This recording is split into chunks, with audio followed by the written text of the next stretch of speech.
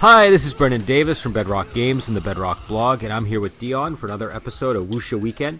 And tonight we're going to be talking about the film Martial Arts of Shaolin. This is a 1986 film starring Jet Li, and it's directed by Lau Kar-leung. And it's part of a series of movies, but it sort of stands alone on its own. And it was both of our first times seeing the film, so this is just kind of our reaction to it, I guess. But the film is basically about a martial arts student from Shaolin who wants to get revenge for his parents. But we also learn over the course of the movie that he's pledged to marry another important character in the film. And this is something that was sort of arranged at birth, sort of Condor Heroes style. Dionne, what did you think of the movie? What was your reaction to it? I wasn't thrilled about it. It was just a movie. It was okay to watch. The fight scenes were okay. There's just something that was off about this movie, and I'm not even sure if it's the movie itself or me. This week was like kind of a bad mood kind of week, so I don't want that to like affect my opinion of the movie. But I had to watch it twice. The first time was so distracted in watching it that I was like, I had no idea what was going on. And then when I watched it the second time, I was like, oh, so that's the reason why that happened. Oh, really? Okay. I was really more focused the second time. But it just had this silly kind of vibe to me. Yeah. I don't know if it was the music, or I watched a dubbed version, and sometimes the choices in the voicing actors can really throw the tone of a movie off for me. And the voices were kind of like high pitched to me, so it made it sillier than I think it probably was meant to be. And then some of the music choices kind of, I don't know, weren't succinct with the we just kind of made it weird. So I don't have a very good reaction to this movie.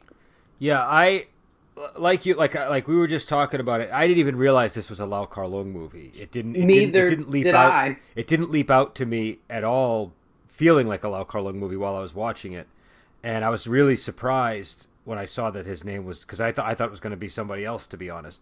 And obviously this is a movie that. I probably should have known that going in, but I'm kind of glad I didn't, because I feel like I would have judged it differently if I had walked in. Not why I didn't go to a movie theater and see it. If I had sat down and watched it, knowing it was Lau Kar-leung, it might have altered my opinion. Do you know what I mean? But I feel like I had almost an identical reaction to you.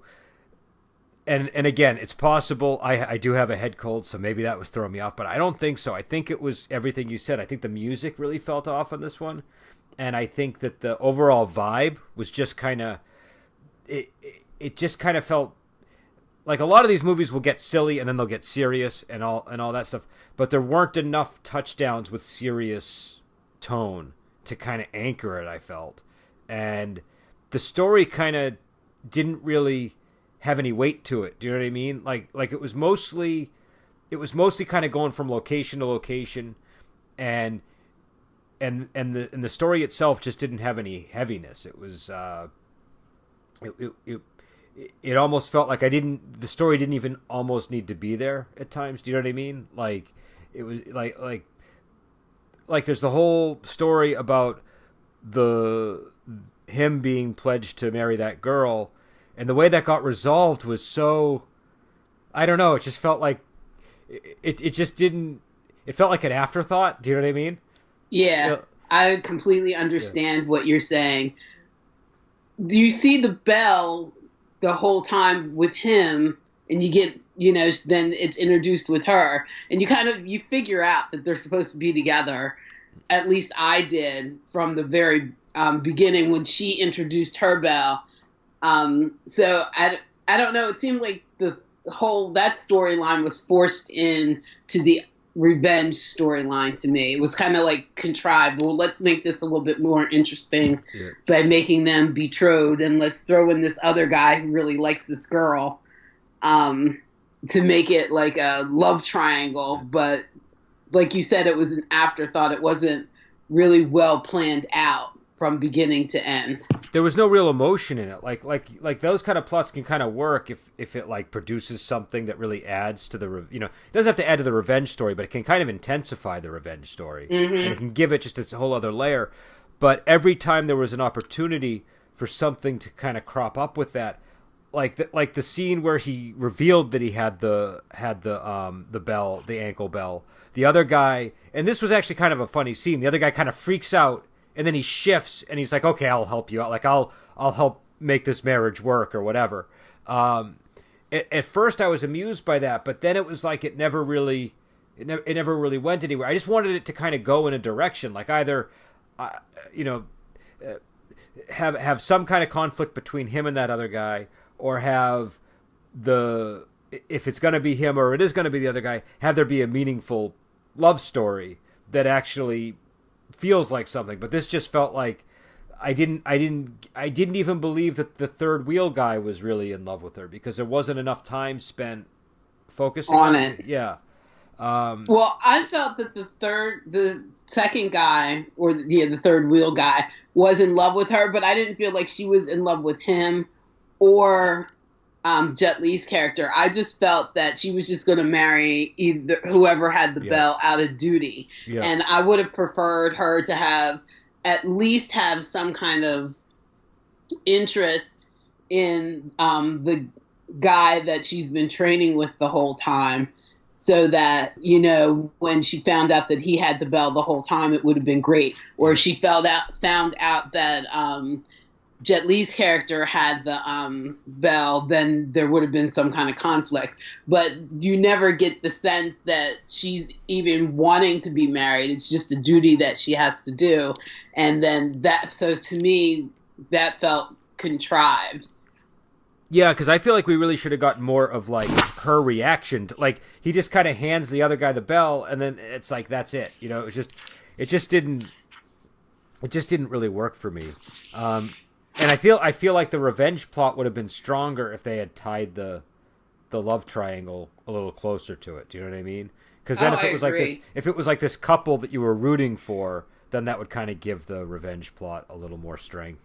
But and they could have somehow, I don't know, come up with some kind of technique to work together based on their chemistry that would have eventually defeated the villain of the story. But it just this just was not the kind of story I was expecting, I guess.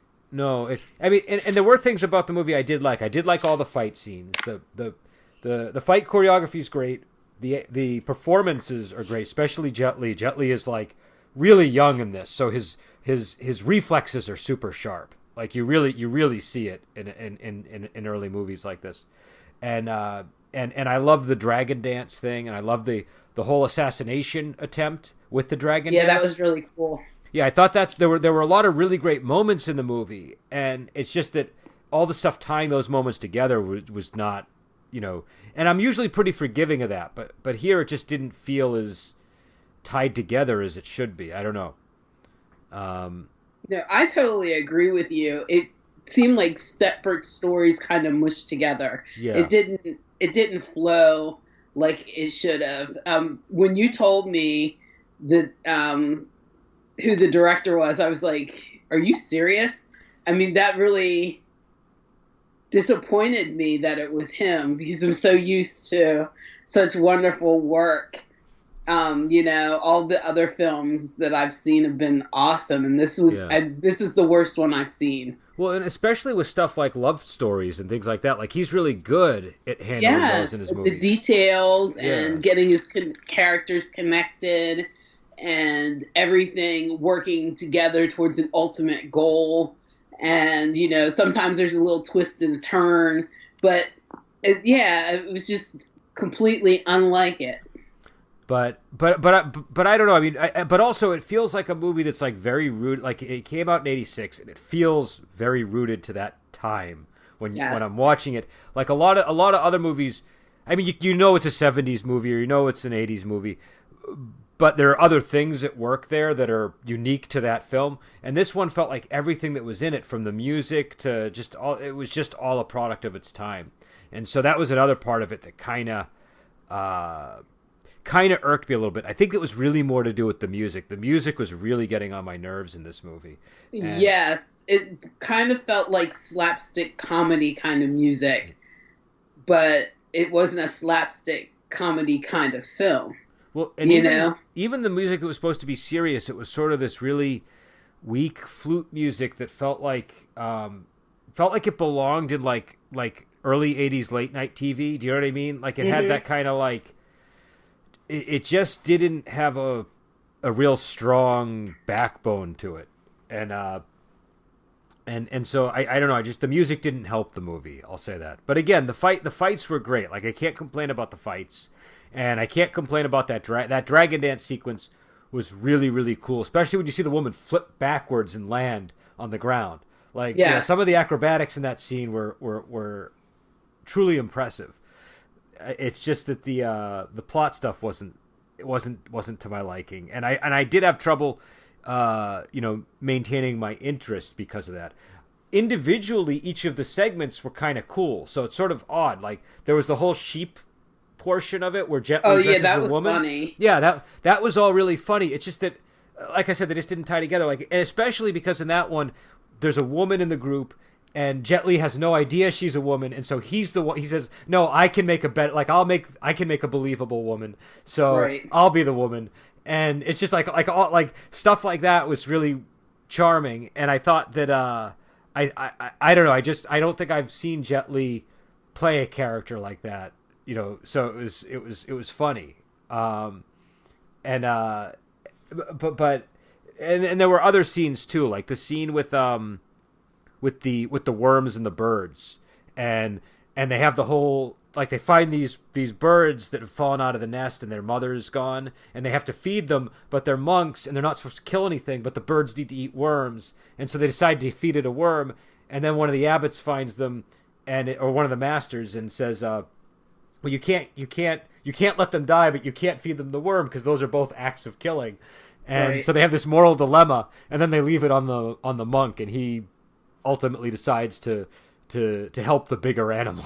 And that moral dilemma kind of flowed throughout the movie, with him trying to kill the villain who killed his parents. Like, there was one point where you think he's not going to do it, because you never know if he's really a serious monk or not a serious monk until the very end of the movie. But I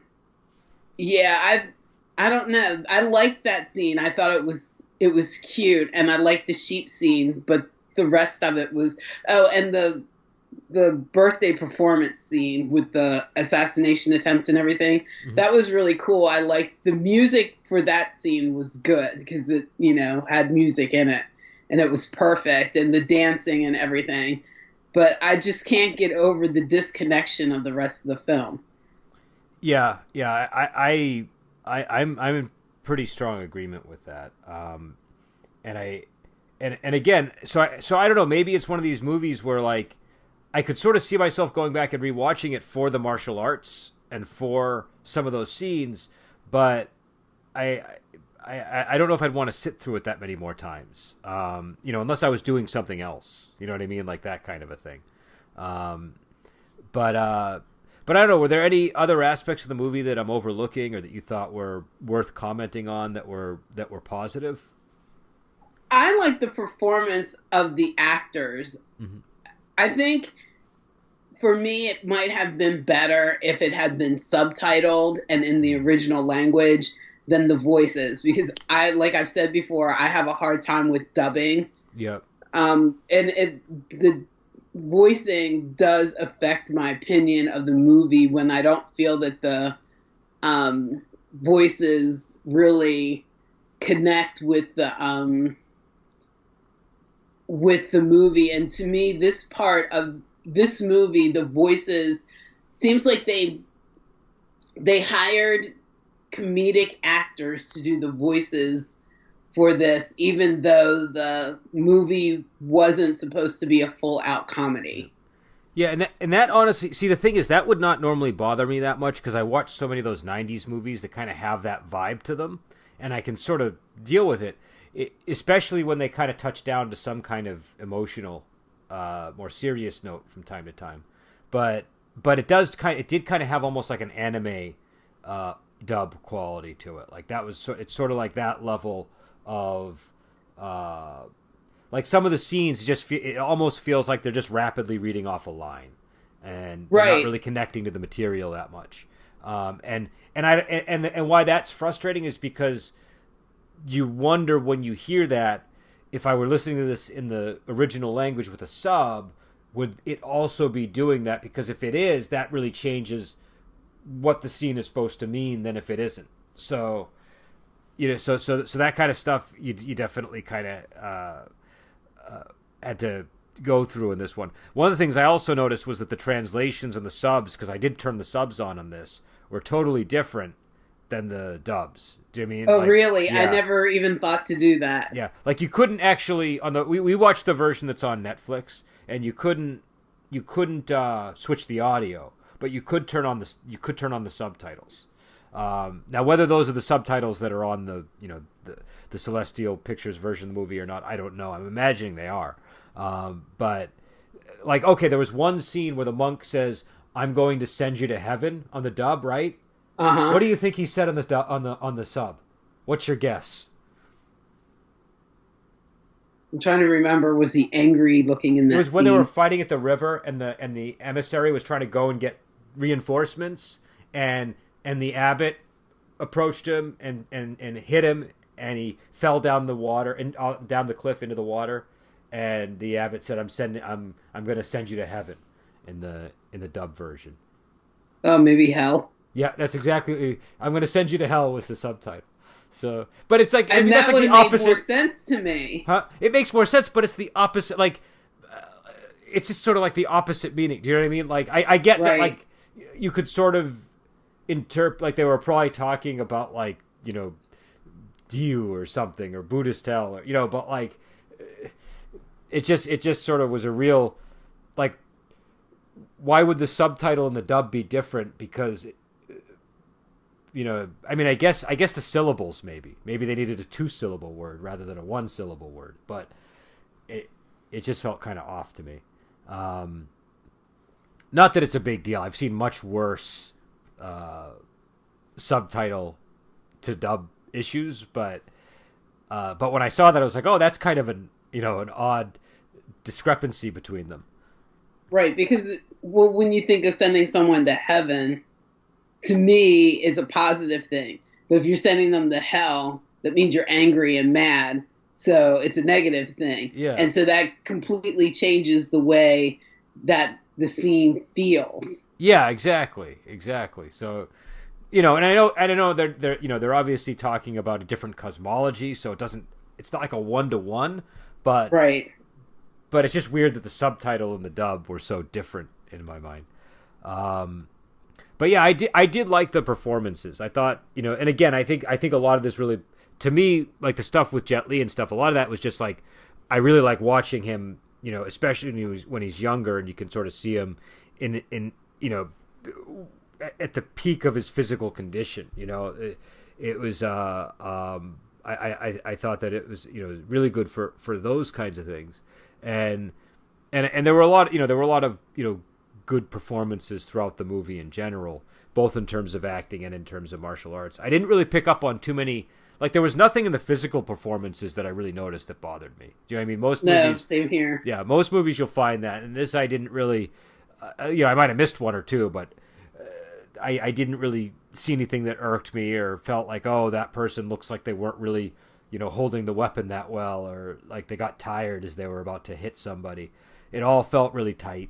And I liked the I kind of like the setup at the end where they were fighting on the boat. I thought that was pretty cool. I felt it was a little convenient the way that they found her on the boat, but once they got to the boat fight, I was on board with that. But I don't know, what was your favorite fight choreography portion of the movie?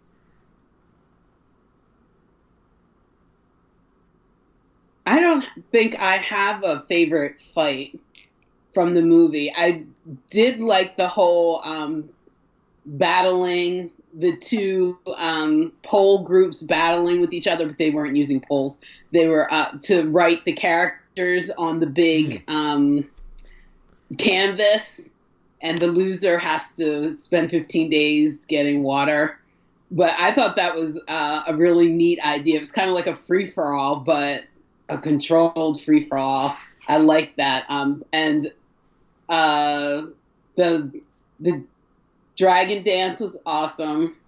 The fighting in that, the whole assassination attempt was really pretty cool. But there wasn't anything that really stuck out as remarkable. I did like seeing all the work with the staff, because you don't get to see a lot of staff work. The training sequences with the monks in the beginning were pretty cool. Well, it was cool too how he kind of explained the physics of the staff during that scene. Right. So it was kind of nice. You said like if you're holding it at this end, it'll have more power and all that. So I thought that was pretty cool. And I did like the scene you just mentioned. But the thing I liked about that scene was that he was trying to cheat leading up to it. If I recall, he was trying to, and his method of cheating, it was I was kind of horrified when I first saw it, because they established that they're monks and they're not supposed to kill anything. And then in this scene, we just see him like tearing apart a bunch of snakes and cooking them. And I was like, oh man, for a monk, this guy is pretty vicious. And then I realized he's trying to cheat. He wants them to eat a lot of protein or something before the competition. But I only thought he only stuck it in the one monk's bun because he was sick. Oh, is that what it was? I thought that I don't know. But he made he killed like 8 or 9 snakes to. Right? I know, but then when they're sitting at the table, he only cuts the one bun open and sticks the meat in there. But see, I could be wrong, because definitely the other buns didn't look like they had been cut open, but the first bun didn't either when he first gave it to him. So I assumed that he had put snake meat in all of the buns, and then he gave it to the master, and then when the master said, okay, eat, it was sort of like a tricky way. Yeah, it was like a tricky way of saying, well, the master said, but. Well, that makes sense too. But I don't know, because I definitely didn't see any evidence of there being snakes in those buns. I just kind of assumed it was like a movie, and we were supposed to assume that there were snakes in the buns. Because I thought he was going to cook it into the buns, not like he did at the table, tore one open and stuck the meat in like a sandwich kind of thing, and then gave him the bun. Yeah, I mean, I guess just to find out about that scene, I might want to watch this movie again, just to sort of, because I was a little puzzled by it, but I like that section of the film, and I like the dragon dance, and I like the fight out by the cucumbers, where there was that garden that they were fighting in, and there was like the like, I don't know, there was like, I think it was cucumbers or zucchini or something, some similar type of plant. And the guy kept slicing them in half every time he would swing with his sword. And I don't remember that one. It was the final battle when they kill him, actually. That whole thing collapses on him. That thing that collapsed on him had, I think they looked like cucumbers to me. I'm not 100% sure what they were. And if you watch, they were like getting sliced in half as they were fighting. But it wasn't like they were emphasizing it, so it just kind of happened. It almost looks like it's in the background as it's happening. And I liked that final moment when I think the woman killed him, right? But then there was like blood on Jet Li's face as well. And so, I thought that was kind of a cool moment in the movie. But yeah, I don't know. I think I didn't have any complaints in terms of the fights at all. And I liked the action. I liked the some of the humorous moments, like the sheep moment and things like that. It was just that overall, I don't know, it just didn't hold my interest, and it felt it. And I think again, I was, as I was watching it, I was really thinking about this. When that music would play, that music they kept playing over and over again. Mm-hmm.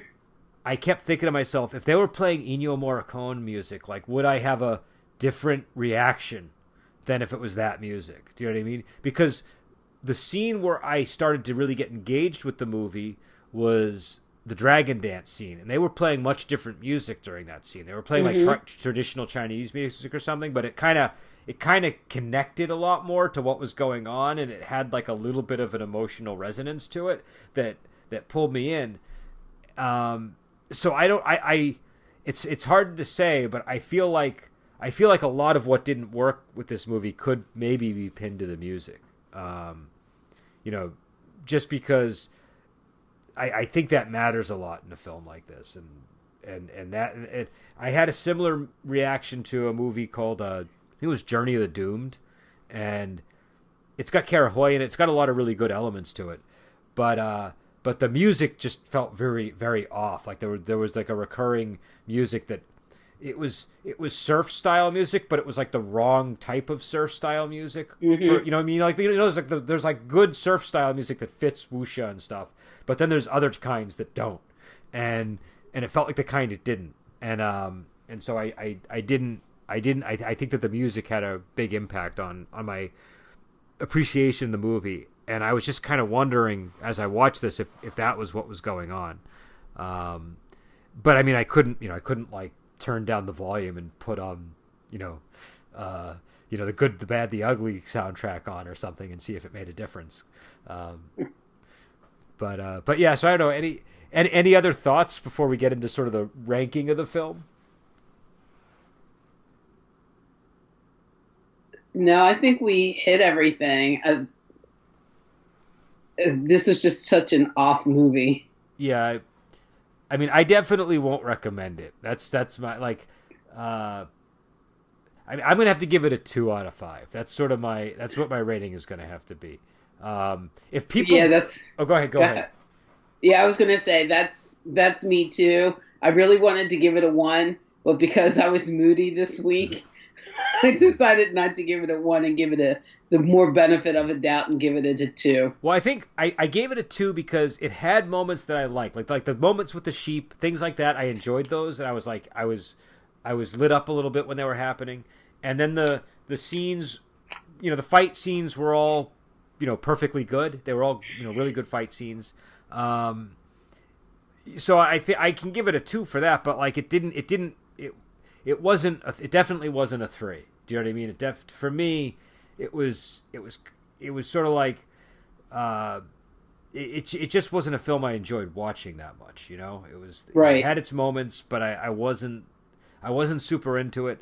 If people feel differently, I'd really like to hear from them, because I do feel like it's a series of films, and I'm under the impression a lot of people like these movies, and I'm curious what fans think of this installment. And if there's something that Dionne and I are missing that would turn this ugly duckling into a swan, if we were to hear out the argument. But yes, please let us know, because we know this is the third one, and I've never seen the first 2 before. Have you? No, I haven't seen the first 2 either. So that could also be affecting us in a way too. But please let us know if you have something different to say, because we just don't get it. Yeah, I was not into it. But that said, it's weird with martial arts movies, because I like movies like Shaolin Drunkard and things like that. And those are films, if you show them to somebody, 50% of the time you just get like a look. You know what I mean? Just like what's going on with this? Even a film like Snake and the Eagle's Shadow can do that to people. Do you know what I mean? And I consider that like a classic martial arts movie. So I can appreciate that it just might not have landed with us, and it might land with other people better. But I don't know.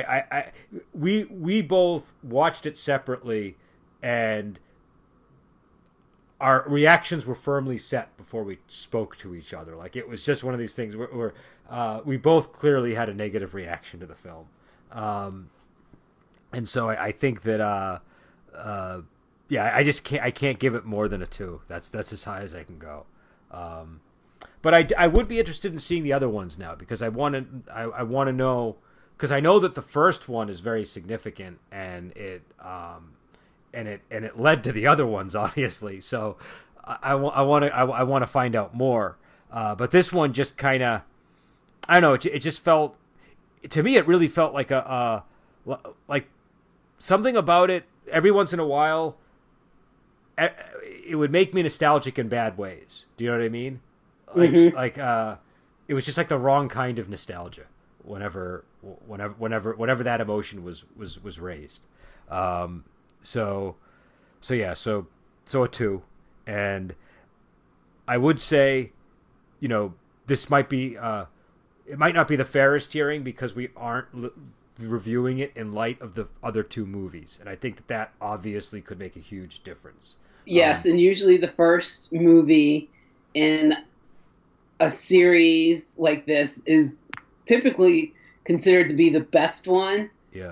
So we probably shouldn't have started with the third, but they seem to be standalone movies and not like connected by a character or a plot. That's my understanding. So it wouldn't matter where you started, but typically the first one is the best. Yep. And then they just add more because the first one was successful, so we'll just get more money by doing the second one. Second one makes money, then we'll do a third one. So it would really be interesting to see what the first one was. Yeah, because this was. I mean, there are some really good Jet Li movies out there that we both like, and this did not rise anywhere near to the level of them, in my opinion. But I did again. The one thing I will say is, while I won't recommend the movie and I would give it a 2, I would say it was probably worth seeing just to see, any movie from the 80s that has Jet Li where you can see him when he's younger is worth it for that. It's definitely a very different kind of performance than he gives in like the 90s and stuff, So it's just kind of it's just always interesting to see people in earlier parts of their career. But yeah, so I guess that's what we're going to give it. And Dionne, do we know what we have coming up next week? Do we have anything in the schedule? I know we're continuing with the Shaolin theme. Hold on, let me check real quick. Okay. Yeah, because we're going to be doing Shaolin for the remainder of this month, and then we'll have our vote for the following month. Mention Patreon while I'm looking. Oh yeah. So we have a Patreon account, and I would love if people could check it out and possibly contribute. It'll help us with things like movies. Like, for example, I have here a copy of A Moment of Romance, which I'm going to mail to Dionne this week if I'm not super lazy about it, and that's because of the Patreon. So it really is helpful, because that's a movie we would not be able to review that movie without the Patreon, because we usually try to rely on streaming services that we all share, or not that our accounts are shared, but that we all have the same streaming services. And one of the limitations of that is sometimes there'll be a great movie, but the DVD for it is $22 or $29, and so this is just an easier way to make sure that we all have access to those films. So again, that's a direct result of the people who've contributed, enabling us to review a movie. And A Moment of Romance is a movie I'm really excited to review, because I think it's a very interesting film, and so I'm very grateful to our supporters for that. But do we know what the next film is, Dionne? Yes, we're going with a Shaolin classic, The 36 Chambers of Shaolin. Oh, okay. Well, see, with Gordon Liu. So at least I already know what I think of that movie. So that's Me too. Yeah. That's 2 of us. Yeah. So that's good. In fact, I just did a conversation with Joel about it in the context of gaming not too long ago. So cool. Yeah. So it's kind of fresh in my mind. So yeah, that should be an interesting one. I don't know what Adam's opinion of it is yet, though, and I don't know what Kenny's opinion of it is yet. So it should be interesting to get their opinions. Have they seen it before? I don't know if they have. First time? I don't know. But we'll see what they have to say. But obviously it's a classic, and I think I think we're gonna have a lot more opinions about it than we had about Martial Arts of Shaolin. And so Oh, and we're gonna do. Are we doing Shaolin Avenger on the March 1st as well? Let's talk about that Okay. because haven't decided on a theme or anything, or is there a poll up? I wanted to talk to you about that actually because I had some thoughts. So we'll head out and we'll be back next week with the 36 Chamber Shaolin. And in the meantime, I do have a conversation from me and Adam about gaming that people might want to check out, about the difference between online discussion versus table play. And before you listen to the 36 Chamber discussion next week, you might want to check out me and Joel's discussion of it, which is more in a gaming context, but it might be kind of interesting to hear that and then hear us talk about it on this program. So we'll be back next week, and we will talk to you later.